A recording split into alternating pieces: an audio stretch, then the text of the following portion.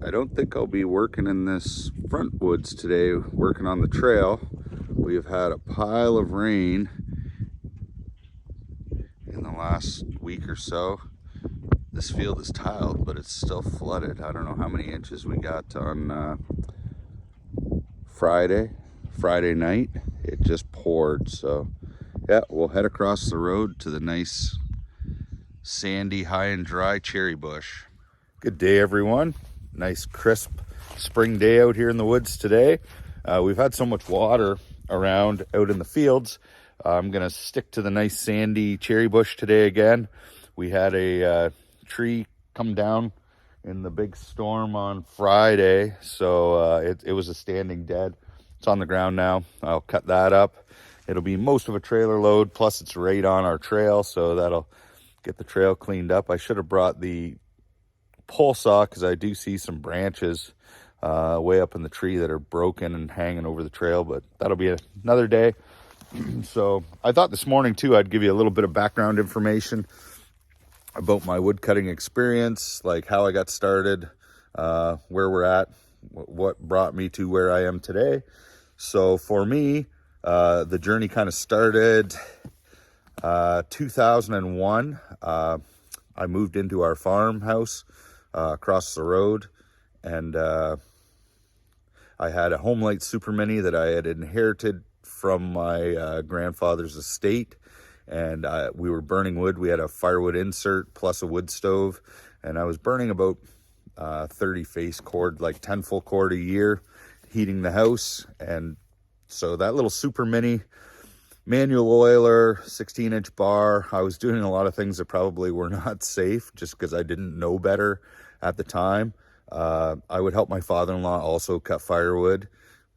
And, you know, so between the two of us, we were cutting about close to 60 cord, 20 full cord of wood per season to burn.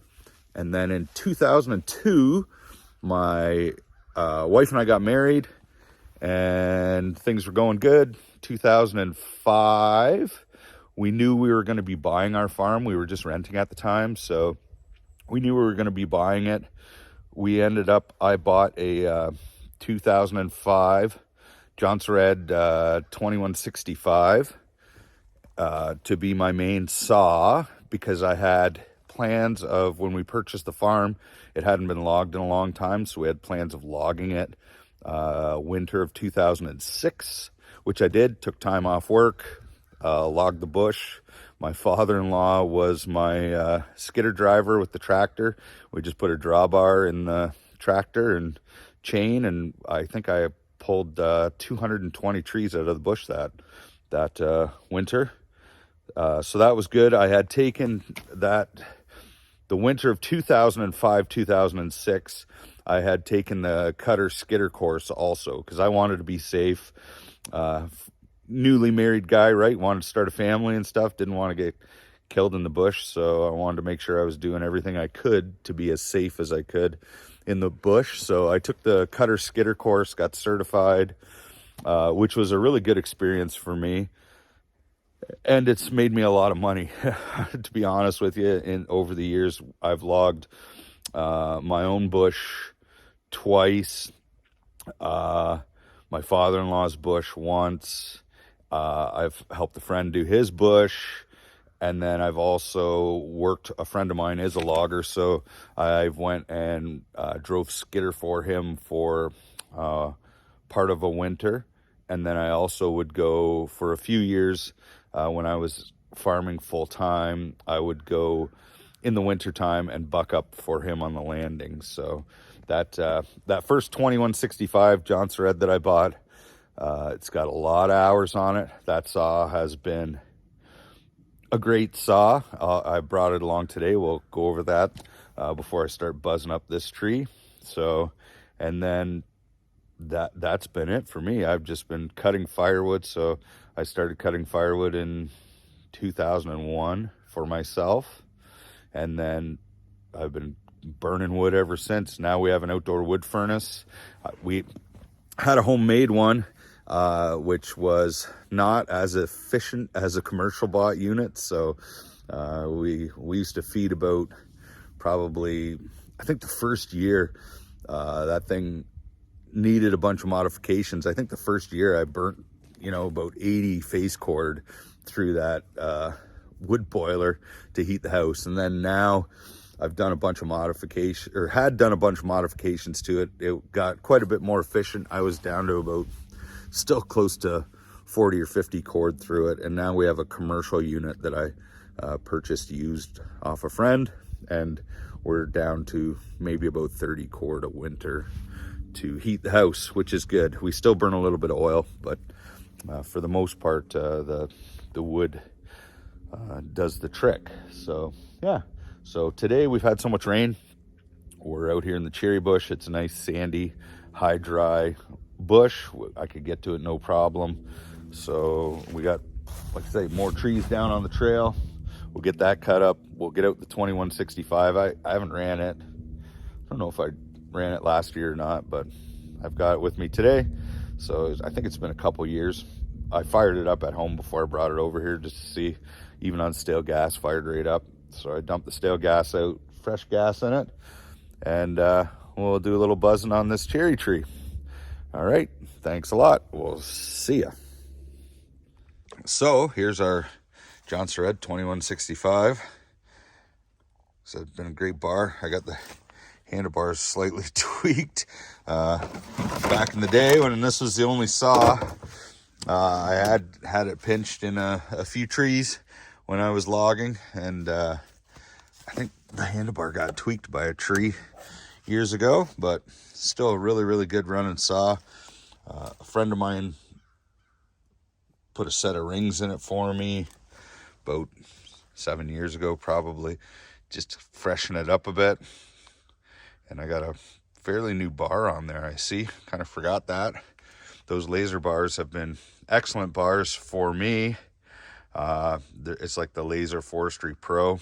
It's been a little more economical than some of the other bars, and they seem to wear very, very well. The tip's really good on it, replaceable tip. Never had a problem. That's the second laser bar I've had on this saw. I guess it's the Laser Ultra. The first one was a Forestry Pro, but same thing really. Yeah, this has been an awesome saw, super awesome saw, really. This saw has, like I said, done a bunch of logging with it. It's bought and paid for itself 100 times over, more than that. So it's been super awesome. And here's our dead cherry tree that we're going to buzz up. So it looks to be about maybe 16 or 18 inches at the butt end, something like that. I figured this will give me over 2/3 of a cord, so it'll give me like 2 face cord for sure out of this tree, I think. And then I have a little bit of scrappy wood over there I can still clean up if that doesn't fill the trailer. And then we also have, there's so many dead cherry trees in this bush for whatever reason. So we have some more there to take down in the future. There's one here too, which is, it's not over the trail, but it's hanging pretty close to the trail. So, that'll be one to take down as well. But we'll start on this one and go from there.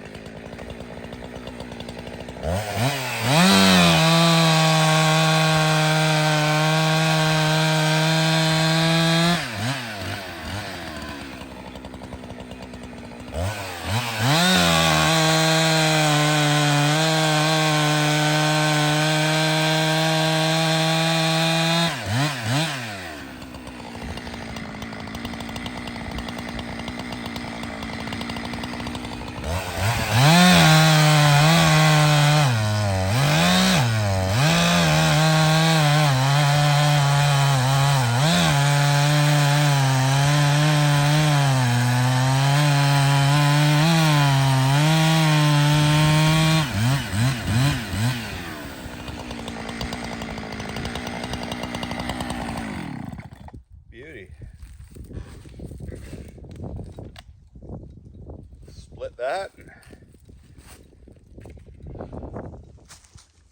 So today we'll try some splitting not on time lapse. See how that goes. You guys let me know in the comments which you prefer. I know this is kind of time consuming and boring, so usually I do the time lapse splitting, but I'm good either way, right? So let me know in the comments what you think. Okay, thank you.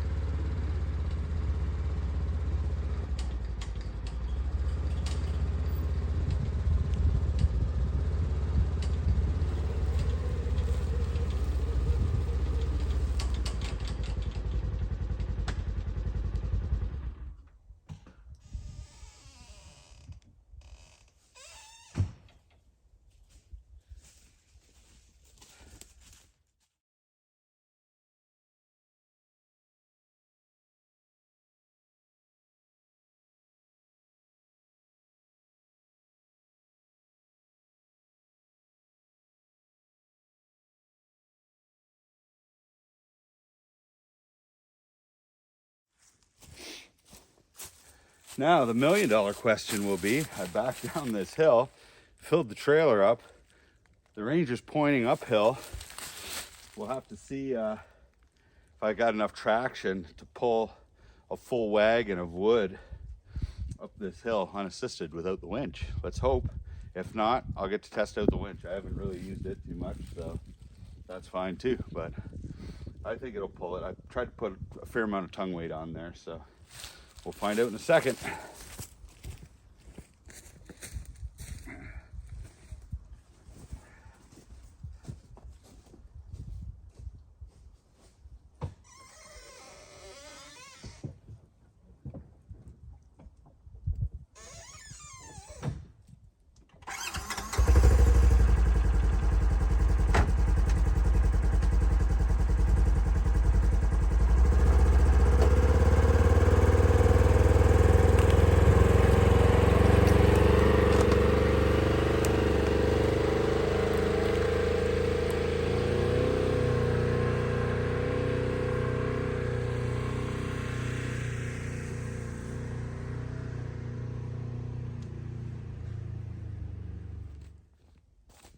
No problem. Barely even spun the tires. That's awesome. That thing works so well. Love it. There we go. Another day of wood cutting, another trailer. Well, it wasn't even a day. Another few hours of wood cutting and another trailer load of wood. And the Ranger impressed me going up that little grade. Really, this bush is just pure like sand, and that doesn't look like much on camera, but that was a fair little grade with a trailer load of wood on there. Like I've got for sure 2/3 of a cord, probably a little more, probably closer to a full cord of wood on here, like 3/4 of a cord or something. So for the Ranger to be able to pull that up the hill, quite impressive in my books. So that's cool. And I just got off the phone with my buddy. I'm gonna head over there, take this up, have a little bite to eat, and go over to his place. And we're gonna get out his TRX 500. I think the motor's called a Pantera. It might even be a 550cc two-stroker, and we're gonna do some ripping on that. So that should be good and exciting. I'm pretty excited about that. 2165 killed it again. Like I said, that saw has been flawless for me, and it's like, not only has it saved me so much money by cutting firewood, but it's also made me a pile of money logging or whatever. Like, just, it's been awesome. One of the best purchases I've probably ever made, to be honest with you. Like, this saw is just phenomenal. It's nice and torquey. It's a little more torquey, a little less revvy than the 372, but pulls a 24-inch bar. It'd pull a 28, no problem as well. But for myself, the type of hardwood and stuff we cut around here, 24-inch bar is good and plenty for cutting the trees down. And yeah, I just, like I said, I don't have enough good to say about this saw. If a guy out there wants just kind of like a one saw deal and can find 2165 or a Husky 365, just phenomenal saws, just awesome. Like I said, can't say enough good about it. It'll do anything you ever want it to do. Just a great saw. So thanks for coming along, and hopefully I'll be getting some video of this 500, and I'll be posting that up soon as well. Thanks a lot, guys. Have a good day. Beauty.